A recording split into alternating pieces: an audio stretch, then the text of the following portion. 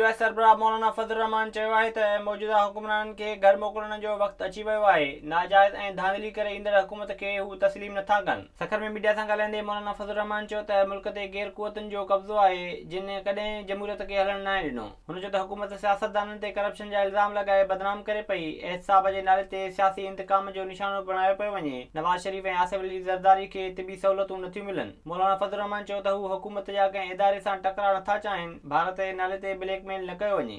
खुफिया क़ुव्वतें एक ताकत को हम पर मुसल्लत करने के तजर्बे कर रही है। ये सिलसिला रुक जाए, इदारे जो हैं वो अपनी इस्लाह खुद करें और आइंदा आने वाले हालात में अपने आप पर सवालिया निशान न खड़े करें। इससे हम एहतियात का दामन लिए हुए हैं और हमें पता है कि इसका जिम्मेदार कौन है। JUI सरबराह चयो त इमरान ख़ान कश्मीर विकिणी धोखो कयो। मोदीअ खे चूंड खटण ते मुबारकबाद ॾींदड़ कश्मीर जो सजण नथो थी सघे। विज़िट कयो अवामी आवाज़ मीडिया ग्रुप जी वेबसाइट awamiawaz.pk।